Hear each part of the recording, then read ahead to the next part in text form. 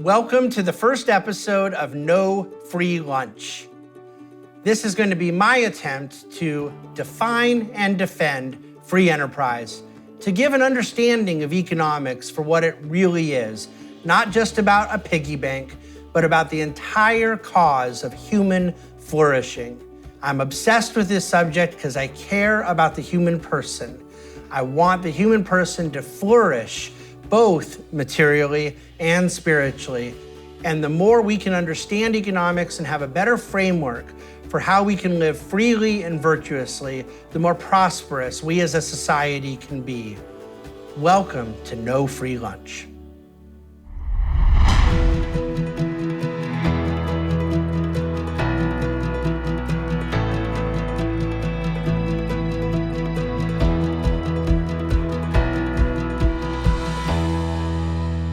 I want to explain why this topic is so near and dear to my heart. What animates me is this concept of human flourishing, is seeing what can happen in human beings' lives when they are fully energized and free to be their best selves, to be creative, to live up to their productive capacity that I firmly believe they were created with. I think we're living in a time where people are alienated, they're isolated, they do not feel an excitement very often for what they do day by day.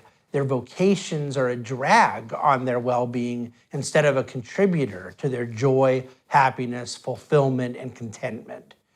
I truly believe a better understanding of economics can solve so much of what we're up against. And when I talk about economics, I would like to add the dimension of a goal being human flourishing. When economics is talked about as a goal of some metric, some data point, it depersonalizes it, it dehumanizes it.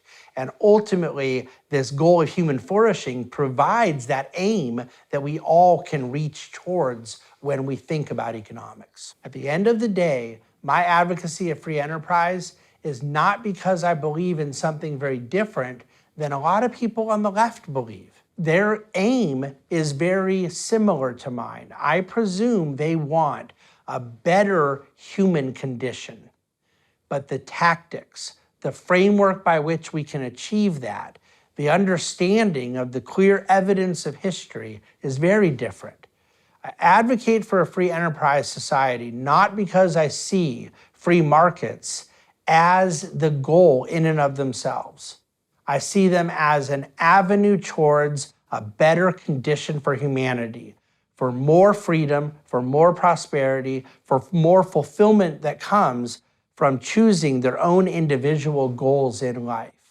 So while the tactics can be very different, I think people as polar opposites as AOC and Milton Friedman can agree on this much. What we want is a better predicament for mankind.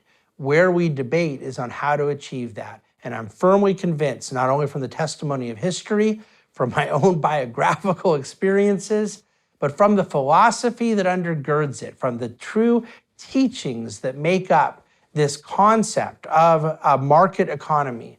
I think that free enterprise represents the avenue towards the optimal conditions for human flourishing. A lot of people ask me, what is economics? And I think that on this show, we're gonna try to unpack good definitions, help you better understand the kind of vocabulary of economics.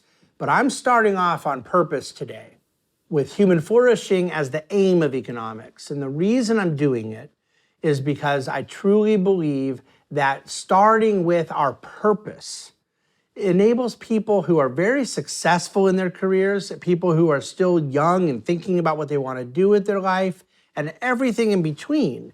It gives all people the ability to see economics as relevant to them, to see it as something that transcends just the financial, and understand economics as sort of this field that covers our whole existence, the way in which we make decisions in life, the way in which we pursue our passions, our dreams, and even the way in which we relate to one another. Social cooperation, social organization is a key and vital part of a properly understood economics.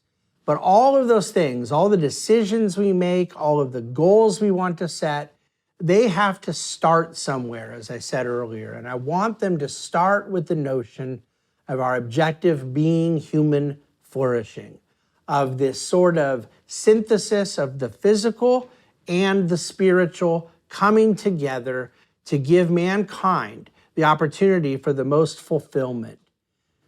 There is a really unfortunate thinking prevalent in the church, prevalent, I think, throughout much of our politics, and even the way we interpersonally might talk with one another, which is this idea that if someone can just get what they want materially, if only they can receive the kind of economic bounty that they think that they want out of their lives, that will mean flourishing. And I totally repudiate that idea. Yet I do so while at the same time wanting people to have the best framework for material prosperity. I want growth, I want productivity. So what is this tension? Why does it seem like this contradiction that someone could seem like this kind of radical pro-growth libertarian Wall Street guy, but at the same time really be harping on the idea of a spiritual contentment, of a kind of fulfillment interpersonally being at the heart of what flourishing means in the human experience? The reason I do not believe it's a contradiction is because I'm starting off when mankind was created by a God who loves him or her and was created with a purpose. And the purpose, in my firm belief, is at the heart of economics.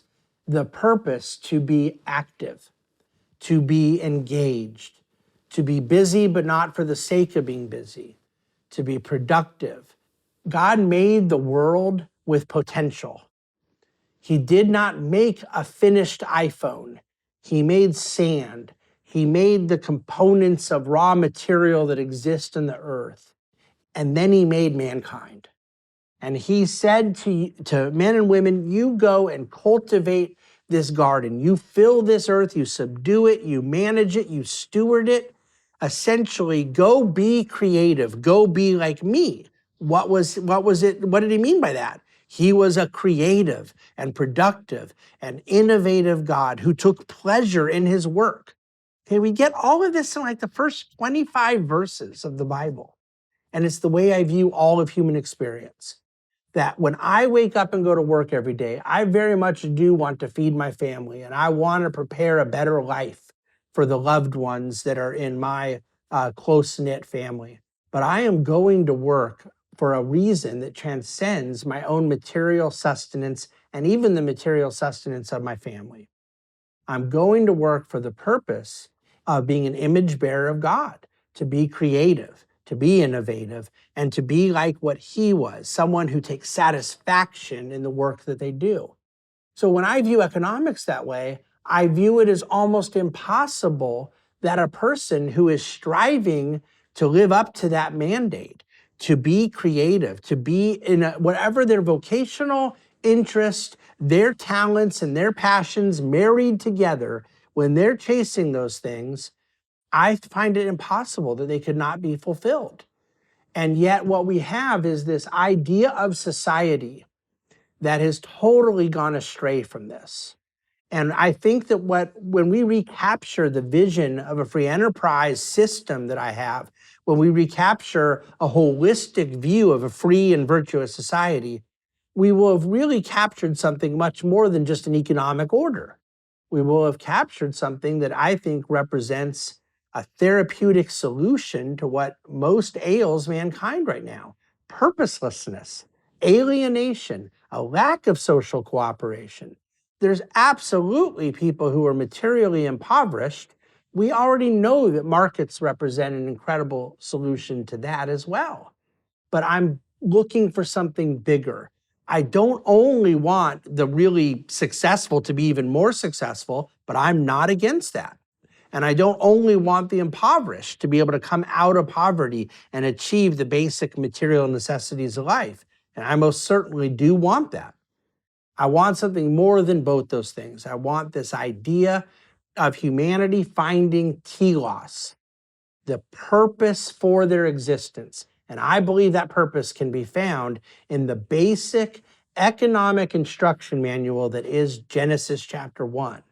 And it's elaborated on throughout the whole revelation of the Bible, and it's elaborated on throughout our own experience as human beings. That as centuries have gone by, we have seen what mankind is capable of, how we can take the potential out of creation and turn it into an actual, and how whole cities and civilizations can be developed.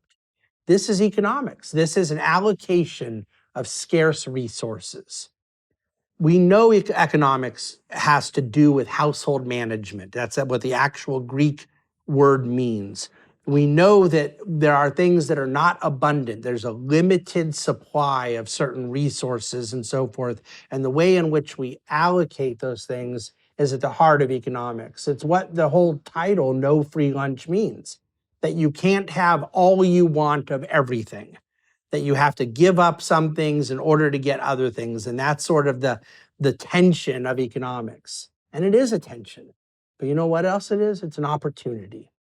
In that tension lies the dynamic of human existence by which they can chase their dreams.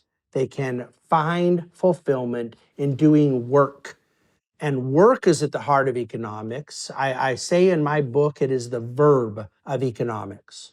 And the reason why I believe work is the verb of economics is because it comes down to productivity. We have a productive God who made us to be productive people. This is economics. If I were to get everyone to agree with everything I've just said towards that aim of human flourishing, then I can probably handle some disagreements on tax policy, trade policy, monetary policy. I don't think there will need to be a lot of disagreements. I think we'll find common ground on some of those things too, but that's not what this is about. Fundamentally, this is about the cause of human flourishing, rooted in our desire to see mankind be what mankind was created to be, as an image bearer of God made with dignity. That is my pro-growth agenda. That is how I want to feed the cause of human flourishing.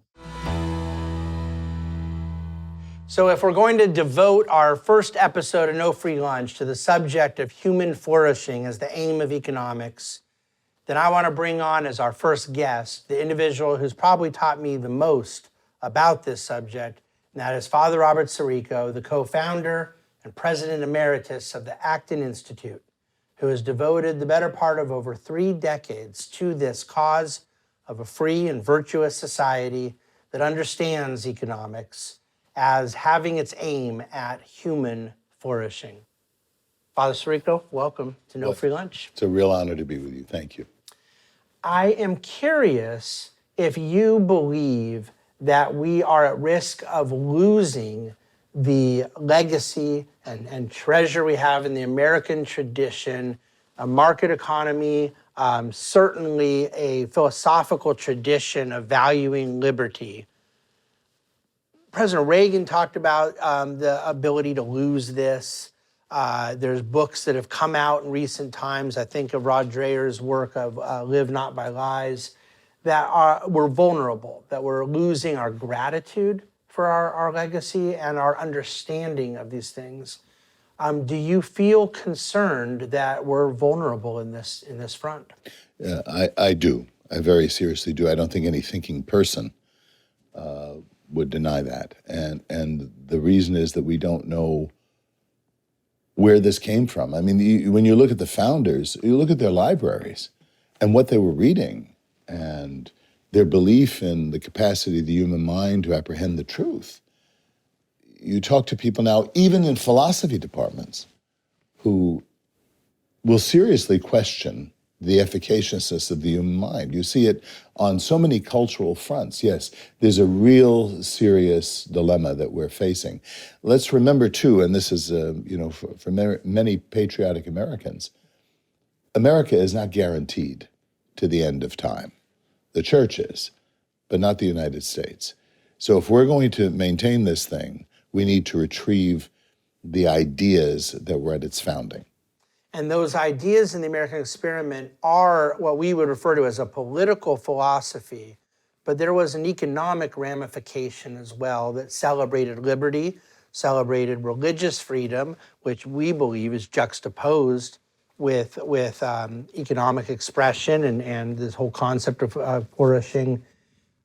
Do you believe that we had Jonah Goldberg out at Acton University a couple years ago, and his last book talked about the idea of gratitude, that we've lost a gratitude for what got us here, and that we have to start there with just simply being grateful for those ideas, grateful for the American experiment. That's the first step towards sort of recovering it. Are you comfortable with that way of thinking?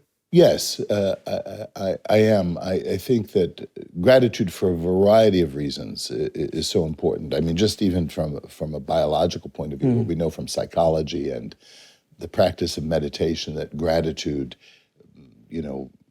helps the immune system. But I think also what it does is it takes us out of ourselves. There has to be someone to whom we are grateful. I'm always curious how serious secularists celebrate Thanksgiving. Yeah. The giving of thanks is transcendent. It goes out beyond ourselves. And I think that's a far more holistic, and it touches on this synthetical understanding of who human beings are and what the market economy is about. And the language that we often hear, even from free market economists on the right, they talk about the great enrichment. And this period of time of GDP growth, hockey stick growth over the last couple hundred years, lacking a target for that gratitude undermines the target, doesn't it? It really does, and I think there's this tension when you become sufficient, when you have more than you need. It's very easy for a kind of amnesia to set in, that you think this is the way it's always been. And now we have a generation of people who thinks that the iPhone has always been. And they can't conceive of what life would have been like without, not only without iPhones, but without television. I've said that I believe the aim of economics is human flourishing. What do we mean by human flourishing? And can we define it materially or spiritually or both? Well, maybe to do that, let's step back and ask, what are human beings? That's the first question. And human beings are a combination of two things, of the flesh, of the earth, the dust of the earth, but they're also transcendent beings. So we have the spiritual component, something that goes beyond. And even unbelievers can concede to that in the sense that beauty takes us out of ourselves. The giving away of ourselves ends up filling us more fully. It helps us to flourish. And I think this is where people get in trouble. We'll maybe have a chance to talk about that, is that they want to choose one or the other.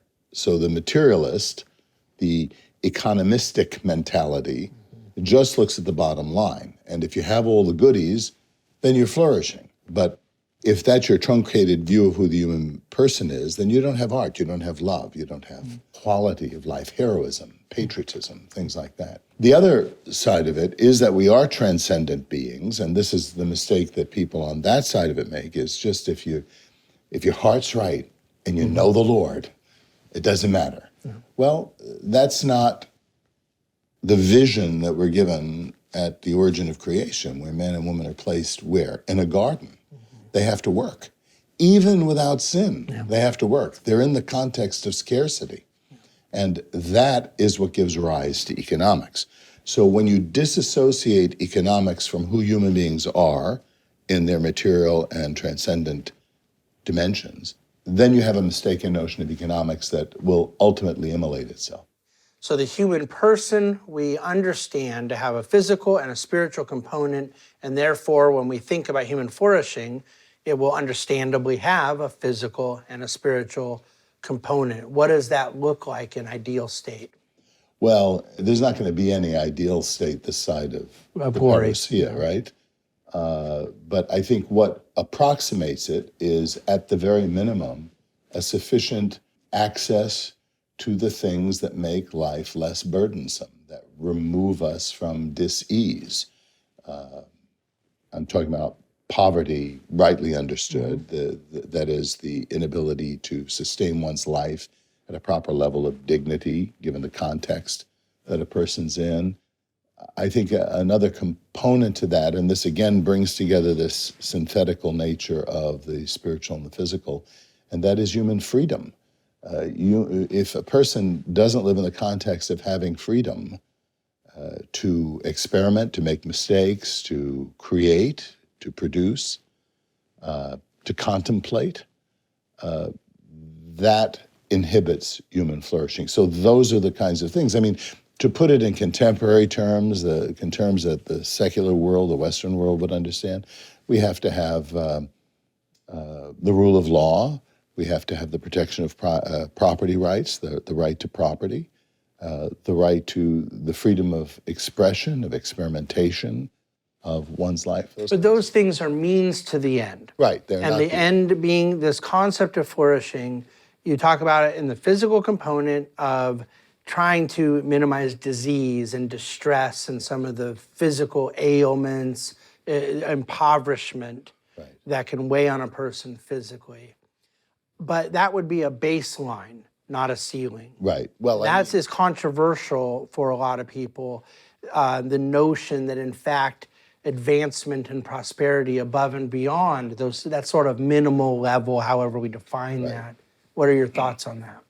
Well, I mean, if you're going to say ideal, then it is glory. You know, it's interesting to look at Dante's Inferno, or actually Inferno, Paradiso, and Purgatorio. We won't mention the Purgatorio right now. But, you know, at the end, what's interesting, the most interesting part of the Divina Commedia is hell. You know, to see the complexity of human life and self-betrayal and self-contradiction and all the rest of it, self-deception. Purgatorio is movement. The literarily least interesting part, to my mind, of the Divina Commedia is Paradiso. And this is where everything becomes ephemeral. And I think it is so not only because the experience of that is beyond our grasp, but we don't have the capacity to comprehend what life is like outside of contingency. That's the telos. I mean, ultimately. And that can't be achieved on this side of glory, and so we're in this. It can be anticipated. It can be anticipated. You can taste it, the foretaste of glory. But then we shall see, we shall know as we are known. Yeah. And that tugs us. You know, that's not so detached from our contingent reality that it doesn't have a kind of tidal effect, you know, like the moon affecting the tides. It affects the tides if we open ourselves to it, the tides of our life. And I think the way in which you're defining this is very helpful in this sense. One of the unfair characterizations of the view that a lot of us would have promoting a market economy is that we have this goal of sort of materialistic, almost excessive abundance. Well, I believe in material success and I believe in abundance.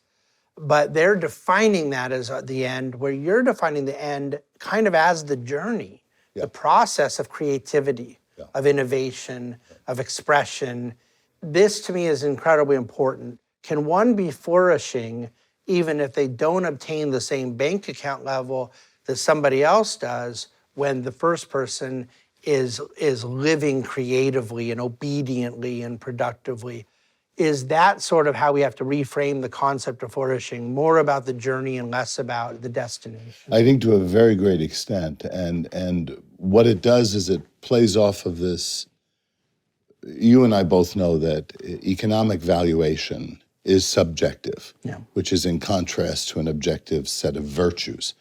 But that we are talking about the material flourishing of a society that is part of the total of human flourishing, then we have to answer that question, you have to go to the person and their economic level, their rate of prosperity depends very much on their own faithfulness to their call, to their subjective call to holiness, call to sanctify, call to be pardon the expression, all that they can be. Yeah, yeah.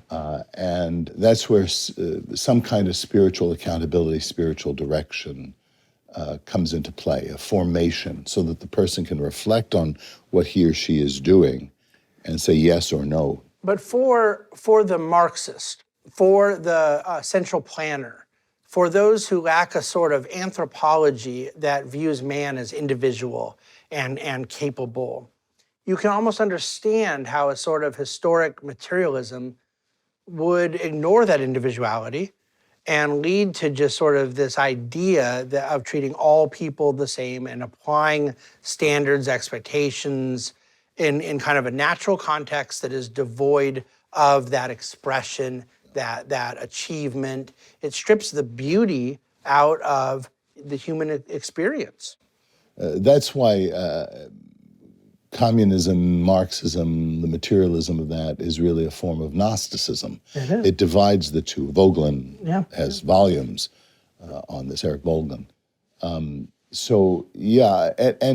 what it also does, and it's not just the strict Marxists, not the orthodox Marxists, but it's those who have kind of dipped into that and buy the basic taxonomy of Marxism, that disables them from really making the critique of what we're saying. I mean, those people who would want to criticize us and really stereotype what we're saying, listening to this conversation would need a translator. They wouldn't understand. It would be Greek to them because they're so fixed on what we think of as, the material world and our obligations within the economy, that they wouldn't understand this anthropology. And that's particularly said among believers who buy into that form of Marxism.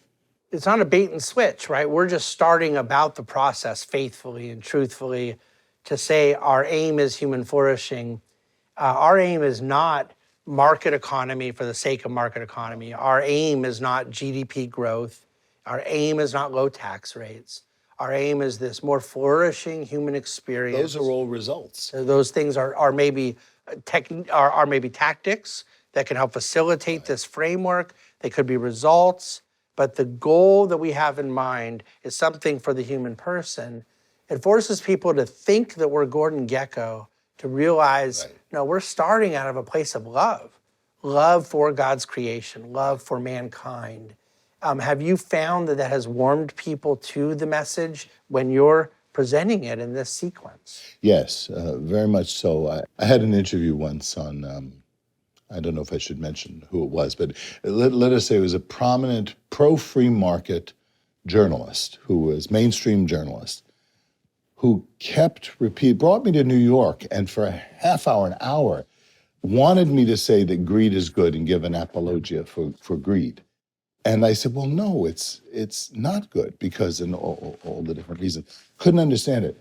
And if that's the presumption going into this, hearing these things from people who are demarcated as vicious, cutthroat capitalists, saying no, that's not the end of the system, is very comforting and I think informative for believers at the very least.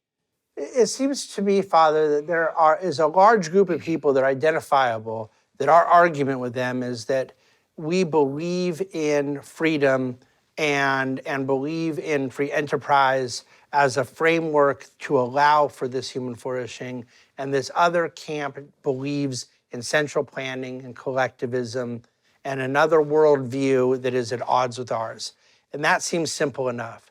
But it seems that within the camp of those who want greater freedom, that there are some who are very content to not define the objective as human flourishing, as obedience, as cultivation, creativity, all of these things. They're content to let freedom be the goal for the sake of freedom. And I think this seems to me to be a huge problem that we have to address, that the Randian view, the libertarian view at times, and really any kind of secularist understanding of freedom, free to be unvirtuous, free to be unkind, free to be exploitive, that this is not our cause, freedom for the sake of freedom, that it is towards an aim that creates greater social cooperation, and a greater result in, yes, poverty statistics, but also in one's own internal human experience. How do we think about the fact that we almost sort of have two opponents in this debate? Well, it's not just two opponents. You've just described one camp of it, objectivist kind of camp of it. But now growing, especially in recent years, there's this also conservative reaction that sees somehow that virtue can be achieved by the acquisition of power and by the use of force. So, I mean, you could call them big government conservatives, but not what we meant back in the 80s by that. But these are, kind of nationalists who see that we are first and we must impose this, and they're going to accumulate the power. What they don't understand is once you've, consolidated the power, they're not going to be on the Politburo. But the irony is that they'll use some of the same language you and I are using. They'll talk about common good. Yes. They'll talk about human flourishing, but they'll want tactics that are borrowed from the left, Yes. that are more coercive, that again require the use of power. So our case is not merely for the end, but it is. Yeah. But it's also for the means. Yes. And I suppose that's what makes our task all the more difficult. And fun. And fun. That's right. Because it keeps, in the end, the mentality of constriction and dominance is anti-life. This form of economics, the kind of Marxian form of economics, I think Hayek and Mises really underscored this, isn't false economics, it's anti-economics. And it will immolate itself, it will devour itself, it has to. You saw that with the Soviet Union, having to go state by state in order to survive. Whereas the culture of life, by its own nature, fructifies. It replenishes itself. And it does this in aesthetics, it does it in economics, it does it in birth rates.